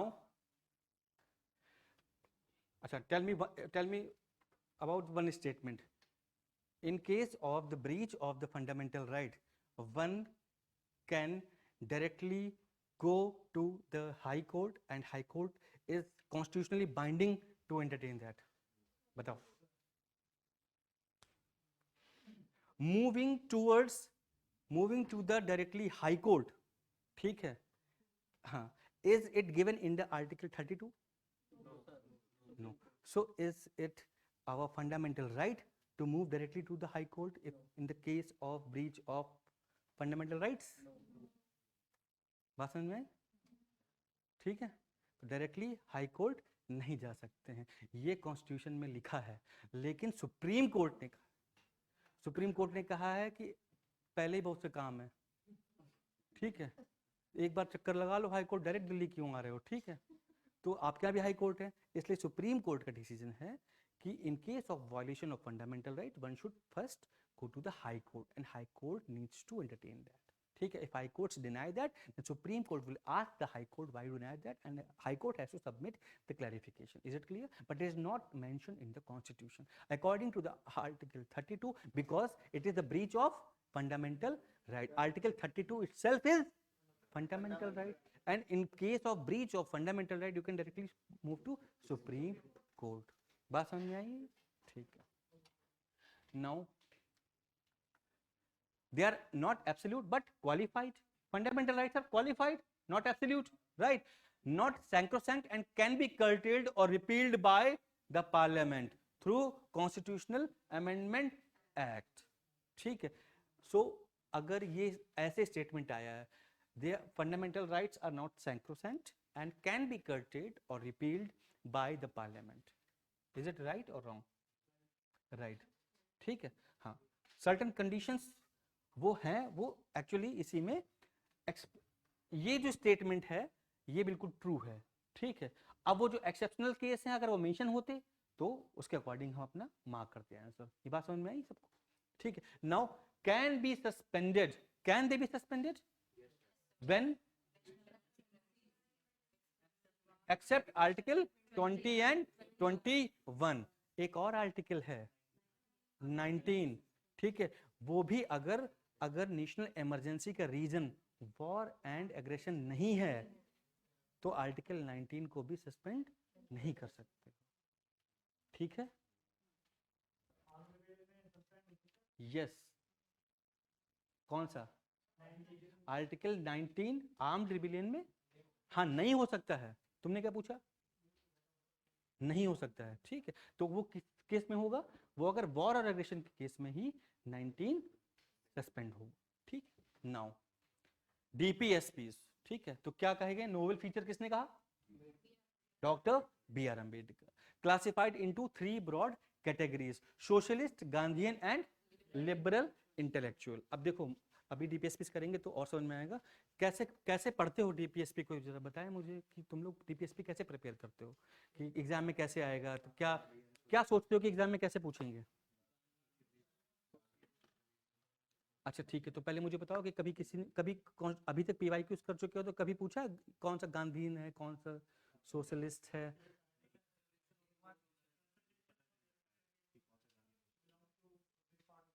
तो कहाँ दिया है कि Gandhian principal है कि मैंने तो question पूछा उसका आंसर, तो ये गलती मत करना मेंस में, ठीक है? जो क्वेश्चन पूछा जाए उसी का आंसर लिखना। हाँ हाँ हाँ, नहीं वो तो डीपीएसपीज हैं सारे, वो तो आएंगे ही ना कि कॉन्सेंट्रेशन ऑफ वेल्थ वायलेट हो रहा है कि नहीं हो रहा है, ठीक है? कॉटन इंडस्ट्री की बात की गई कि नहीं की गई है, ठीक है? बट क्या है, हमको पढ़ना ऐसे ही है जैसे पढ़ रहे हो, पूछा जाओ ना पूछा जाओ, ठीक है, वो अलग बात है। लेकिन हमें ध्यान रखना है क्योंकि वाई, बिकॉज अच्छा ये क्यों किया गया है, अगर नहीं पूछा तो नहीं करते, उससे क्या होगा, हमें याद करने में आसानी हो जाती है। ठीक है, तो आप फॉर एग्जाम्पल अगर पूछा, अब सपोज करो यूपीएससी पूछ ले, जो जरूरी नहीं कि जो अभी तक नहीं हुआ है तो वो नहीं होगा, ठीक है? तो इसलिए क्या, क्योंकि वो इंपॉर्टेंट एस्पेक्ट है। So now tell me that's if we talk about the concentration of wealth वाला पार्ट जो हमारा था, ठीक है, तो देयर आर 3 टॉपिक्स, ठीक है, socialist, Gandhian and liberal intellectual. तो जब भी हम बात करेंगे, ठीक है, एजुकेशन की, हेल्थ की, ठीक है, एनवायरमेंट की, तो ये कैसे थॉट्स हैं? ये लिबरल थॉट्स हैं, ठीक है? So they would be under the liberal intellectual. Gandhi ji किसकी बात करते थे? Non violence. तो काउ स्लॉटर वाला किस में आ जाएगा? पंचायत एस्टेब्लिशमेंट किस में आ जाएगा? कॉटन इंडस्ट्री वाला किस में आ जाएगा? समझ में आ गया, ठीक है? और when we talk about the socialist, तो सोशलिस्ट हमको पता है ना कॉन्सेप्ट क्या सोशलिस्ट का? Equal distribution of wealth. तो हम जब भी बात करेंगे वर्कर्स की, ठीक है, हम लेबरर्स की बात करेंगे, हम इक्वल डिस्ट्रीब्यूशन ऑफ वेल्थ की बात करेंगे और prevention of concentration of wealth की बात करेंगे, तो कैसा प्रिंसिपल होगा? सोशलिस्ट प्रिंसिपल होगा, नंबर 1। नंबर 2, एक तो कैटेगराइजेशन हो गया, ठीक है। नंबर 2 कि कौन कौन से डीपीएसपीज ओरिजिनल कॉन्स्टिट्यूशन का पार्ट नहीं थे, अमेंडमेंट के थ्रू इंसर्ट किए गए, ठीक है, एक ये हॉट स्पॉट है। तो कितने कौन कौन among the following amendments which are associated with the amendment of DPSPs, ठीक है, तो 42nd, 44th, 86th, 97th, बात समझ में आ रही है? तो अब कौन कौन से अमेंडमेंट, ठीक है, अभी डायरेक्टली नहीं पूछता यूपीएससी कभी भी किस अमेंडमेंट से हुए हैं, लेकिन अब बचेगा क्या डीपीएसपी पूछने के लिए, ठीक है? तो इसलिए डीपीएसपी को हर तरीके से पढ़ना है कि कौन सा इसमें डीपीएसपी जो वो मॉडिफाई किया गया है, कौन सा ऐड किया गया है, ठीक है? अब तो हमने नहीं पूछा ना कॉन्स्टिट्यूशन की अमेंडमेंट, नहीं पूछा कौन सा अमेंडमेंट है, ठीक है, और ना ही हमने पूछा कि कौन सा आर्टिकल है डीपीएसपी का, केवल इतना सिंपल सा है कि कौन सा डीपीएसपी इसमें से जो है वो मॉडिफाई किया गया, कौन सा डीपीएसपी नया ऐड किया गया, ठीक है? सो अगर 4 डीपीएसपी दिए हुए हैं 1 2 3 4 और उसमें से कौन सा एक न्यू एडेड है, तो वो हमको आइडेंटिफाई करना होगा, ठीक है? और सारे डीपीएसपीस को वर्ल्ड रीड करना होगा, ठीक है? तभी हम बता पाएंगे कि कंसंट्रेशन ऑफ वेल्थ का जो क्लॉज है that talks about what, DP violation of DPSP, क्या वो राइट टू इक्वलिटी को वॉलेट करता है? हाँ, लेकिन गवर्नमेंट कॉन्सेंट्रेशन ऑफ वेल्थ को नहीं रोक सकती है, ठीक है, जस्टिसेबल नहीं है, ठीक है, तो क्या वो डीपीएसपी का पार्ट है? कॉन्सेंट्रेशन ऑफ वेल्थ नहीं होना चाहिए, फिलोसफी है ये, ठीक है। तो क्या आर्टिकल 44 बात करता है? नहीं। तो ऑप्शन देखा ना उसमें आर्टिकल 44, तो 3 तो ऐसे ही रिमूव, 2 तो ऐसे ही रिमूव कर सकते थे, ठीक है, 2 में फाइट थे आर्टिकल 14 में और डीपीएसपी में। तो समझ में आएगा? तो जब कॉन्सेप्ट क्लियर होगा तो, और आपने वर्ल्ड बाय वर्ल्ड जो हॉट स्पॉट्स हैं बताया ना, डीपीएसपी, एफडीज, तो अब 2 क्लॉजेज हैं जो कॉमन है जहां पे कंफ्यूजन होती है, फंडामेंटल ड्यूटीज और डीपीएसपी में, ठीक है। वो कौन सा क्लॉज है? एनवायरमेंट वाला क्लॉज, ठीक है। तो अब एनवायरमेंट में याद रखना, एक वर्ड याद रखो, लेक, ठीक है, लेक मीन्स झील, ठीक है। अब लेक को 2 बार बोलोगे याद हो जाएगा कि लेक पार्ट, एनवायरमेंट प्रोटेक्शन की जब बात करेंगे तो लेक पार्ट किस में आता है? अब फंडामेंटल ड्यूटीज में आता है कि डीपीएसपी में आता है? वो फंडामेंटल ड्यूटीज का पार्ट है, ठीक है। तो सिमिलर स्टेटमेंट है, कुछ एक डिफरेंशिएटेड टर्म्स निकाल लो और उनसे डिफरेंशिएट कर सकते हो, और ये आया भी है और ट्रैप भी हुए लोग, ठीक है, कि ये एफडी, ये फंडामेंटल ड्यूटी था कि ये डीपीएसपी था। बहुत बड़ा कंफ्यूजन और बहुत सिंपल क्वेश्चन, ठीक है। बात समझ में आई? ये कैसे पढ़ना है? हाँ, जस्टिसेबल एंड, देखो फंडामेंटल, हाँ, fundamental with reference to what? Fundamental rights और what? DPS. See, when we talk about fundamental, it means we talk about fundamental rights, or fundamental means the basics, ठीक है। And when we talk about DPSPs are non-justiciable. Non-justiciable means if government is not enforcing any of the DPSP, you cannot directly move to the court against the state that DPSP should be enforceable, ठीक है। And fundamental should be with reference to somebody, with fundamental adjective है, fundamental what? Fundamental rights, fundamental needs, fundamental choices, ठीक है। तो fundamental एक adjective word है ना, किसी के साथ आना चाहिए, है ना।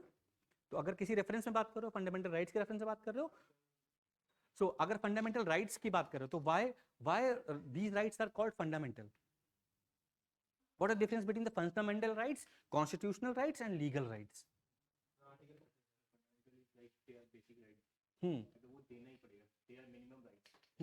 अच्छा, फंडामेंट देखो, डीपीएसपी भी फंडामेंटल मतलब बेसिक नीड्स, वो बेसिक की बात कर रहा है 37 आर्टिकल, ठीक है। It's not talking about the justiciability, ठीक है।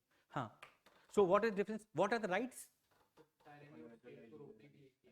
हाँ, हाँ, तो देखो अगर हम बात करेंगे लीगल राइट्स की, तो वो भी टायरेनी, देखो राइट्स की जैसे ही बात करेंगे वो कहीं ना कहीं टायरेनी को रोक रहे होंगे, ठीक है, they are limiting the government.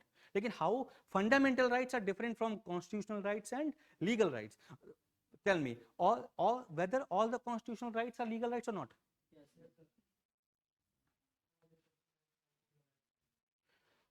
How many will say no? देखो अगर कॉन्फिडेंट हो तो नो बोलो, क्योंकि वहां एग्जाम में कर क्या होगे, तो और कॉन्फिडेंट यस के लिए यस बोलो। बताओ, how many of you say that all the constitutional rights are legal rights? rest are saying no, or they are abstaining from voting. there is no effective majority, ठीक है, कुछ ऐसा नहीं है, एब्सोल्यूट मेजोरिटी चलेगी, ठीक है। हाँ, so are constitutional rights are legal rights? अरे यस नो में तो कुछ तो बोल दो, प्रीलिम्स आने वाला है, आप भी सोच रहे हो कि क्या है होना चाहिए। हाँ, हाँ, हाँ, none of these, both A and B? देखो कॉन्स्टिट्यूशनल, देखो जब हम बात करेंगे ना, it is mentioned in constitution, ठीक है, तो हम बात क्या करते हैं हमेशा, भले ही उस पर लॉ बना हो या ना बना हो, हम ये कहते हैं ना हमारे कॉन्स्टिट्यूशन में मेंशन है, और अगर पता है ना मेंशन तो और चौड़े होके बोलते हो, ठीक है, ठीक है। इट मीन्स क्या कहते हो कि ये लीगल है, ठीक है। हम लीगल चीजों की बात कर रहे हैं, तो हमेशा याद रखो, all the constitutional rights are legal rights, but not all the legal rights are constitutional right. समझ में आई बात? तो अगर कोई पार्लियामेंट ने लॉ बनाया है और वो कॉन्स्टिट्यूशन का पार्ट नहीं है तो वो सिर्फ लीगल रहेगा, ठीक है। Now tell me whether the fundamental rights are constitutional right और नॉट, ठीक है। हाँ, अब इसमें भी बहुत से लोग कंफ्यूज हैं, या तो वो कंफ्यूज हैं या तो समझ में नहीं आ रहा कि सर बोल कौन सी लैंग्वेज रहे हैं, ठीक है। तीसरा ऑप्शन तो मैं मान नहीं सकता हूँ, ठीक है, क्योंकि हम अब फंडामेंटल राइट्स की बात कर रहे हैं तो ईडन आइज के नहीं, हम कॉन्स्टिट्यूशन की बात कर रहे हैं, तो कॉन्स्टिट्यूशन की बात करें तो एज सिंपल एज दैट, तो फंडामेंटल राइट्स कहाँ मेंशन है? ठीक है, तो अब मुझे एक बात बताओ कि ये फंडामेंटल राइट्स कॉन्स्टिट्यूशनल राइट से डिफरेंट कैसे हैं? हाँ हाँ, और वो कैसे, ये कैसे पता चला? हाँ, तो ये कैसे पता चला आपको कि कॉन्स्टिट्यूशनल राइट में नहीं जा सकते हैं, फंडामेंटल राइट्स के वायलेशन में हम जा सकते हैं?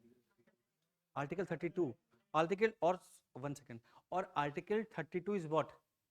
Fundamental right. और ये कैसे पता चला फंडामेंटल राइट्स है? क्योंकि फंडामेंटल राइट के चैप्टर में है, ठीक है। So difference between constitutional right and fundamental right is that they are actually categorized as fundamental rights, and second feature is that for violation of these rights we can directly move to the assembly of that, ठीक। अगर कोई constitutional right fundamental right का part नहीं है तो you have to follow the same legal process for ordinary laws which we follow. हाँ देखो, जो फंडामेंटल राइट्स 33, 34, 35, ठीक है, ये क्या है? ये जो फंडामेंटल राइट्स डिफाइंड किए गए हैं, they are not categorized as fundamental right, ठीक है। फंडामेंटल राइट्स कितने हैं? 6, ठीक है। वो देखो, जब हम बात करेंगे राइट्स, ठीक है, क्लॉजेस, और हम बात करेंगे फंडामेंटल राइट्स की, तो 33, 34, 35, ठीक है, 33, 34, ठीक है, 35 ऑल्सो, ठीक है। वो अब देखो, इन सब में 32 तक जो है वो हमें राइट्स दिए गए हैं, ठीक है। बाकी जो हैं वो क्लॉजेज हैं, ठीक है, जो स्टेट को पावर प्रोवाइड करते हैं। ये बात समझ में आई? ठीक है। आप 33 की बात करेंगे तो 33 क्या है? ठीक, तो क्या किसको प्रोवाइड कर रहा है राइट? स्टेट को। 34 क्या है? Martial law. किसको राइट प्रोवाइड कर रहा है? स्टेट को, ठीक। तो इसलिए जो राइट्स स्टेट को प्रोवाइड कर रहे हैं, they are not categorized at fundamental rights. तो फंडामेंटल राइट चैप्टर में फंडामेंटल राइट्स जो कैटेगराइज किए गए कौन कौन से? 6। कौन कौन से? आर्टिकल कहां से स्टार्ट हो रहा है? 14 से। तो इसका मतलब 12 और 13 फंडामेंटल राइट्स नहीं है, ठीक है। तो जो कैटेगराइज किए गए हैं फंडामेंटल राइट्स की तरह, वही फंडामेंटल राइट्स हैं, और जो जब क्लॉसेस थे या रिमूव किए गए हैं, फंडामेंटल राइट्स नहीं थे। तो article 12 talks about states, article 13 talks about law, और आर्टिकल 13 की वजह से क्या हुआ, हम लोग कहां तक गए? केशवानंद भारती तक गए, ठीक है। अब क्योंकि उसको क्लियरली डिफाइन, और वो हम आगे अभी पढ़ेंगे, ठीक है, क्योंकि सब इंटरकनेक्टेड है, तो अभी पूरी पॉलिटी यहाँ फिनिश हो सकती है, सब इंटरकनेक्टेड है, ठीक है। नाउ कमिंग टू द, अच्छा अब देखो डीपीएसपी। सो फंडामेंटल राइट और डीपीएसपी में जो प्रेसिडेंस है कि किसकी इंपॉर्टेंस ज्यादा है, ठीक है, वो भी हम डिस्कस करेंगे, लेकिन डीपीएसपी एफआर जब पढ़ रहे होंगे तब डिस्कस करेंगे, ठीक है, कि प्रेसिडेंस क्या है। तो वैसे किसी को पता है क्या प्रेसिडेंस है? मतलब ऑर्डर ऑफ प्रेफरेंस क्या है फंडामेंटल राइट्स में? हाँ, क्या किसी डीपीएसपी को एनफोर्स करने के लिए किसी फंडामेंटल राइट को एब्रोगेट कर सकते हैं? बताओ कौन सा? 39 बी और सी, यानी कि it is given preferences over which fundamental rights? Article 14 and 19, ठीक है। तो प्रेसिडेंस क्या हो गया? All fundamental rights except 14 and 19, they are given preferences. इसके बाद डीपीएसपी कौन कौन से? 39, और what is 39 B and C? हाँ, equal distribution of wealth, B and C concentration of wealth. तो यानी कि अगर इन क्लॉजेस को प्रेफरेंस करने के लिए हम फंडामेंटल राइट्स 14 और 19 को, हाँ, उसको क्या कर सकते हैं? चेंज कर सकते हैं, मॉडिफाई कर सकते हैं, ठीक। तो then article 14, 19, then rest of the DPSPs, this is actually ultimately finalized in the Minerva Mills case। तो वो कहता, मिनर्वा मिल्स कहता है कि जो केस है ये कहता है कि सब भाई भाई डीपीएसपी और फंडामेंटल राइट्स लड़ो मत आपस में, एक प्रॉपर बैलेंस लेके चलो, क्योंकि हमें अल्टीमेटली करना क्या है? नेशनल इंटरेस्ट पे वर्क करना है, ठीक है। तो कोई भी ऊपर नहीं हो सकता है, स्टेट को भी पावर मिलनी चाहिए और लोगों को भी पावर मिलनी चाहिए। They should when we talk about the absolute power of the state, they should not be there, and when we talk about the absolute rights to the people, they should not be there, ठीक है, ठीक है, clear? Any doubt? So fundamental duties next feature. तो अब ये भी बताओ, क्या ये ओरिजिनल कॉन्स्टिट्यूशन का पार्ट थी? नहीं थी। किस में ऐड किया गया? 42nd amendment 1976। कौन सी कमेटी? अच्छा, all recommendations are accepted, very good, ठीक है। Now the duties are also non justiciable in nature, they now serve as a reminder to citizens. तो सारे स्टेटमेंट्स सही हैं, ठीक है, वो तो होंगे क्योंकि इसमें लिखे हुए हैं, लेकिन अगर कोई कंफ्यूजन होगी तो इनको ही सही मानना है, ठीक है।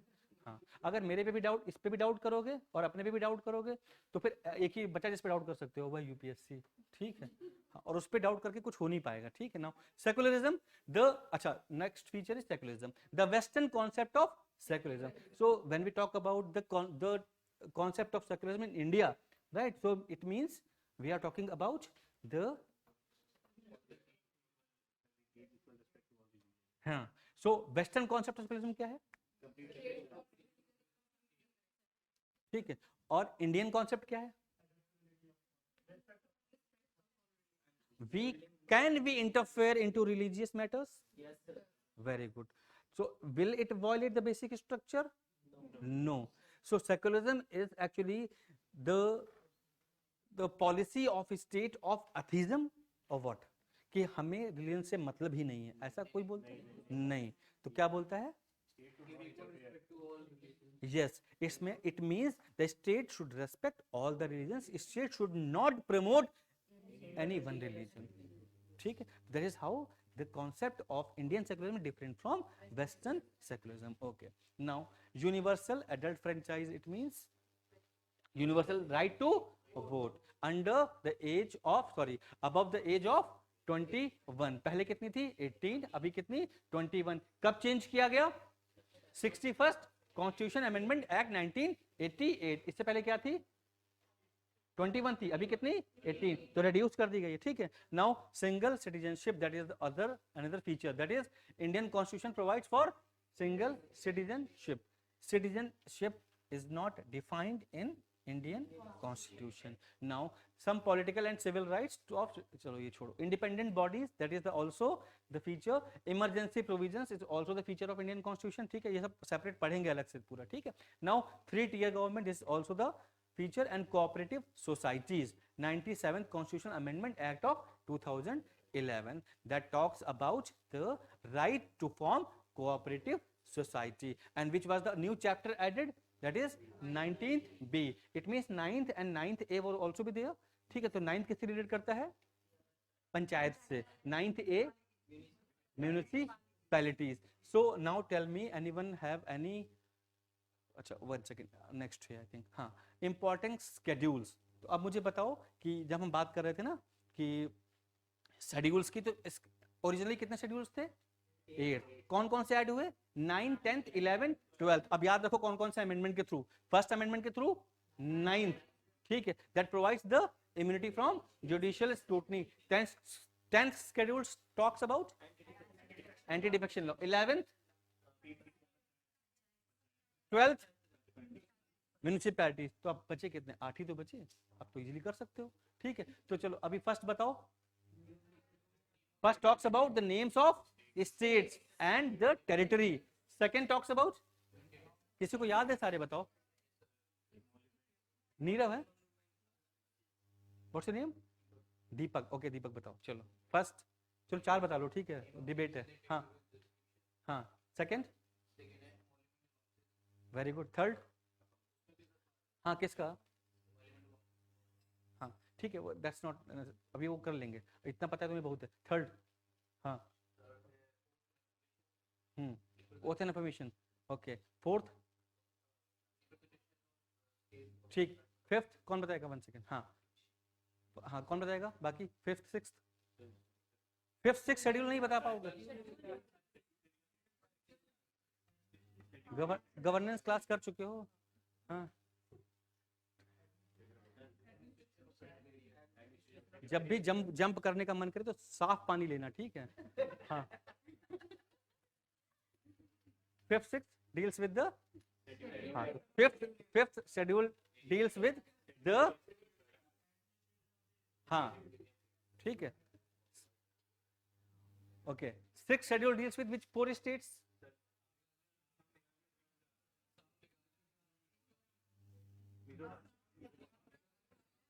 असम, मेघालय, त्रिपुरा, मिजोरम। ठीक है, हाँ मणिपुर नहीं है, मिजोरम है, ठीक है। हाँ, अभी ये बोलने की जरूरत भी नहीं थी कि मणिपुर है कि नहीं है। ठीक है, सो असम, मेघालय, त्रिपुरा, मिजोरम। ठीक है, हाँ हाँ, सबके अपने देखो निमोनिक्स कैसे भी कर सकते हो। ठीक है, now seventh, as simple as that, पता होगा, सबको पता होगा पॉलिटिक्स में। Now eighth talks about the language recognition. ठीक है, ओके, नाउ ये हम कर चुके हैं। ठीक है,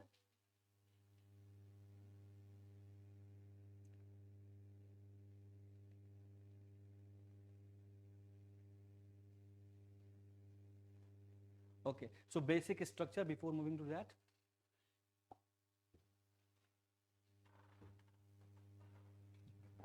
Okay, so preamble talks about what? There are four components of preamble, major component which we can realize from the preamble. So we the people of India having solemnly resolved to constitute India into what? Sovereign, socialist, secular, democratic republic. So what are the term added over here? Secular, right? Secular term add हुआ है, ठीक है। So now tell me, so sovereign, socialist, secular, democratic republic is the nature of the state. That shows preamble. Okay, so preamble provides the source of authority. The who are the sovereign? We the people of India. So it provides what? The source of authority. Then it provides the nature. It means India is sovereign, socialist, secular, democratic republic. And then to secure all its citizens, it provides what? This is what? This is objectives. India का objective क्या है? To secure to all citizen what? Justice. And what kind of justice? Socio economic and political. So the ideas taken from Russia, USSR, erstwhile USSR. So liberty of thought, expression, belief, faith and worship. So okay, so belief और faith तो sir मुझे एक ही जैसी चीज लग रही है। What is this belief and faith? I use the term interchangeably. Sometimes I say belief, sometimes I say faith. Then what is belief and faith? There are two terms, similar terms in our preamble. Okay, so belief is means what I believe and faith means what others believe. So here the term faith means religion. Are you getting it? Belief means what you believe about any religion. Faith means religion, and here worship. It is expressly clear, right? Now, equality of status and opportunity, and to promote among them all what? Fraternity, assuring the dignity of the individual and the unity and integrity of the nation. So what was added here? Integrity. Earlier it was the individual and the unity of the nation. So integrity was also added through the amendment. Very good. Okay, so in our Constitutional Assembly, this 26th day of November 1949, so it was adopted at that date. So it provides the date of adoption also. Okay, so when it was executed? Very good.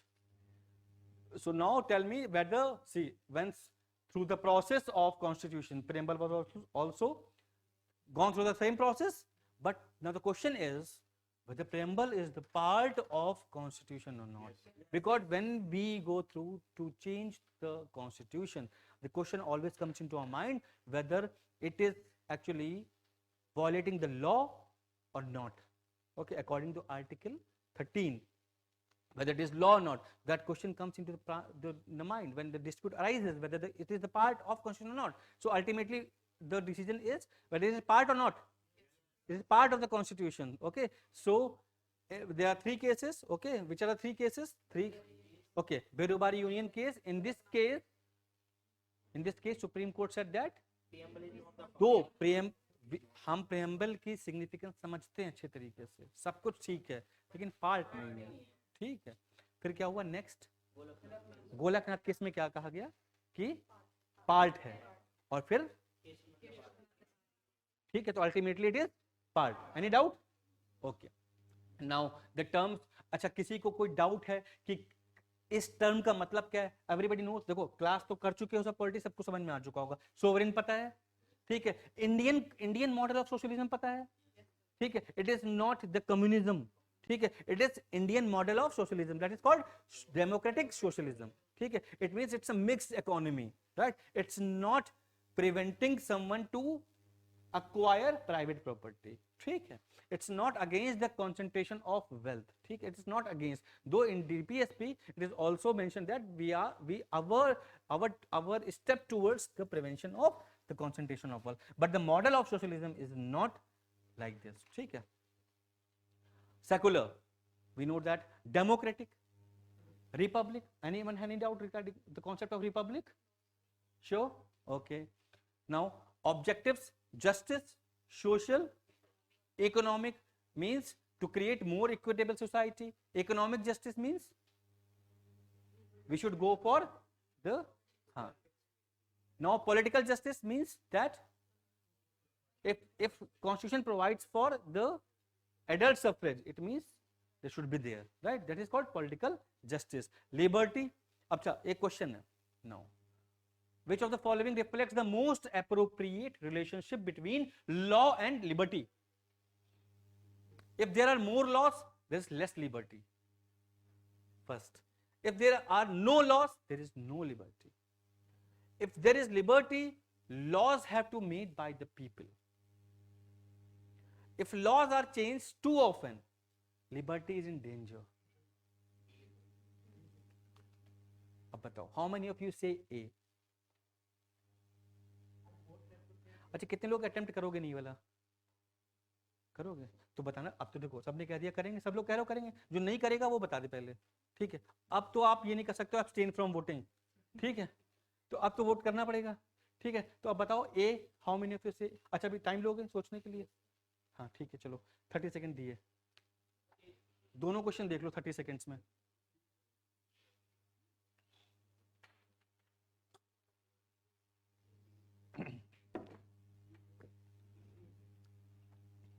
अच्छा, if laws are changed too often, liberty is in danger. Can you be so sure? ठीक है, it could be there, it could not be, ठीक है। सो देखो statement गलत कोई नहीं है, ठीक है। क्वेश्चन देखो की वर्ड क्या है? most appropriate, right? So if there is if laws are changed too often, so what we have to do, we have to go through the concept of liberty, ठीक है। सो जो इंडिया में liberty का concept है वो क्या है? Positive liberty. So it means what, there must be certain restrictions. और रिस्ट्रिक्शंस क्यों आएंगी? हमने लिबर्टी की जब बात करी तो हमने कहीं नहीं कहा कि लॉ को अपडेट कैसे करना चाहिए, क्या टू ऑफन होना चाहिए कि परमानेंट रहना चाहिए, ऐसे कोई बात करी कहीं भी? कोई किसी ने पढ़ा है? नहीं। सो इसको अभी होल्ड पे रखते हैं, ठीक है। Now if there is liberty, laws have to made by the people, क्या जरूरी है, ठीक है। अगर एग्जीक्यूटिव पावर्स के बहुत अच्छा है, अगर लिबर्टी गवर्नमेंट दे रही है और प्रोसेस भी कम कर रही है, एग्जीक्यूटिव एक्शन के थ्रू लिबर्टी दे दी सबको, एब्सोल्यूट लिबर्टी ले जाओ, तो क्या बोलोगे कि नहीं कुछ रिस्ट्रिक्शन लगा दीजिए सब, ठीक है। तो ये वाला तो हम अभी एलिमिनेट कर सकते हैं। Now if there are no laws, there is no liberty. अगर कोई लॉ नहीं है, ठीक है, कभी देखो यहाँ पे कोचिंग में आके, ठीक है, कोई बोले ही ना कुछ, फिर देखो, ठीक है, फिर उठ के आना पड़ेगा कि तुम चुप हो जाओ यार, कितनी बातें करते हो तेज तेज, ठीक है। तो अच्छा, ये तो कॉन्सेप्ट समझो कि लिबर्टी का कॉन्सेप्ट आया कैसे। स्टेट का कॉन्सेप्ट पता था, याद है? स्टेट का कॉन्सेप्ट, हाँ, जो लोग नए उनको नहीं पता होगा। स्टेट गवर्नेंस में क्या बताया था, स्टेट का कॉन्सेप्ट, स्टेट कैसे आया? स्टेट मतलब we talking about the country, nation, ठीक है। सो स्टेट कॉन्सेप्ट कहाँ से जनरेट हुआ था? 4 एलिमेंट्स थे। तो सबसे पहले क्या बताया कि सपोज करो कि आपकी याददाश्त चली गई है, अभी सब भूल जाओ कॉन्स्टिट्यूशन सब कुछ, ठीक, अरे मतलब भूलना नहीं है ऐसे, ठीक, किसी को भी अभी समझो कि बिल्कुल आप ओल्डन डेज में गए जब स्टेट नहीं था, ठीक है, केवल लोग रहते थे पर्टिकुलर टेरिटरी में, ठीक है। तो क्या हुआ, क्यों हमने स्टेट की डिमांड करी कि there must be certain body to govern us?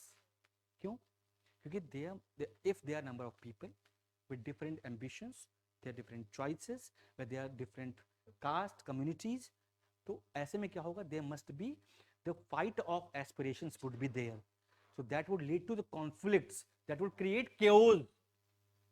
That is why to ensure liberty there must be law. तो लॉ है जो लिबर्टी को इंश्योर करता है। यानी कि अगर देखो, अगर लिबर्टी दे देंगे और लॉ नहीं होगा तो क्या होगा कि एक स्टेटमेंट कहा गया है कि your liberty is restricted when you open your hand and your finger does not go into the nose of someone else. बात समझ में आई? ठीक है, ठीक है, कि आपकी लिबर्टी तब तक है जब तक दूसरे की लिबर्टी को आप रिस्ट्रिक्ट नहीं कर रहे हैं। बात समझ में आ रही है ये? हाँ, तो ये मैंने नहीं कहा है, किसी स्कॉलर ने कहा है। ठीक है, तो इसलिए हमेशा लॉ होने चाहिए और क्या होना चाहिए? रिस्ट्रिक्शन होना चाहिए। That is the core elements of the concept of liberty. ठीक है, तो कौन सा होगा? If there are more laws there is less liberty, ऐसा तो नहीं कह सकते हैं। ठीक है, तो इसलिए क्या है? If there are no laws there is no liberty, that is appropriate. Now which of the following factors constitute the best safeguard of liberty in a liberal democracy? A committed judiciary. What is committed judiciary? What is committed? देखो, integrated judiciary पढ़ा है, independent पढ़ लिया, committed क्या है? बायस नहीं, हाँ बायस होगी ही। देखो उसके डेफिनेशन ऐसे है कि committed judiciary is always favors the decision of parliaments, laws passed by the parliament. ठीक है, rather than going through the due process of law, rather than checking the fairness and justness of the law. बात समझ में आई? ठीक है, तो जो parameters हैं वो क्या होंगे? पार्लियामेंट ने पास कर, दैट्स ओके। तो procedure established by law absolutely that ignores the due process of law leads to the committed judiciary. तो कमिटेड जुडिशरी नहीं होगा। ठीक है, नाउ इलेक्टेड गवर्नमेंट, क्या जरूरी है इलेक्टेड गवर्नमेंट हो? Elected government if it is majority and it can lead to the tyranny also if there is no opposition. ठीक है, now centralisation of power, as simple as that. एक option तो directly eliminate करने के लिए दिया है। Now D, separation of power. तो सेपरेशन ऑफ पावर्स का कॉन्सेप्ट ही इसलिए आया था so that no organ can have the access of power. Is it clear? So that the liberty could be ensured. बात समझ में आई? तो इस तरीके से क्वेश्चन आते जहां पे आपको समझना होगा। इक्वलिटी, फ्रेटर्निटी, यहां पे कोई डाउट है किसी को? इक्वलिटी तो be, if there are no laws there is no liberty. अगर कोई लॉ नहीं होगा लिबर्टी तो no there would be no liberty. ठीक है, कोई लिबर्टी एंजॉय नहीं कर पाएगा। इसीलिए लिबर्टी का जब ये कॉन्सेप्ट आया ना, positive liberty with restrictions that ensures the liberty for all. ठीक है, now equality, fraternity. So is the preamble part of the constitution? Yes. So Barubar union case नहीं, ठीक है। Kesavananda Bharati case yes, LIC versus union case yes. So amendment of the preamble only once, ठीक है। Which are the terms? Sovereign, socialist and okay. So कौन कौन से terms फिर से बताओ? ठीक, okay. So which are the important fact? Who sees the identity card? N.A. Palkhi wala, he was jurist, right? Now preamble is based on the objective resolution, right? Preamble is not a, now tell me that statement. Preamble is not a source of power to legislature, not a prohibition upon the powers of legislature. Is it right? अभी तो लिखा है, लेकिन ये एक ऐसा statement है जो आपको सोचने पे मजबूर करेगा एग्जामिनेशन हॉल में कि क्या ये सही है, क्या ये गलत है। Is it source of power to the legislature? No, ठीक है, नहीं, क्योंकि it is non justiciable aspect, it is non justiciable component of Indian constitution. Now the preamble has been amended only once, ठीक है, socialist, secular and integrity, and that's all for today. In time is over. हाँ, no, that actually guide. This is not when we talk about the source of power, it means that statement or that fundamentals given in the preamble can be directly enforced while we are argumenting in the court. नहीं हो सकता, वो तब होगा preamble is guiding, directive principle, DPSPs are guiding to the state, and preamble is also providing the source. Mention किया, एक minute रुक जाओ सब लोग, देखो ये कंफ्यूजन यहां पे ये है कि स्टेटमेंट क्या दिया हुआ है। देखो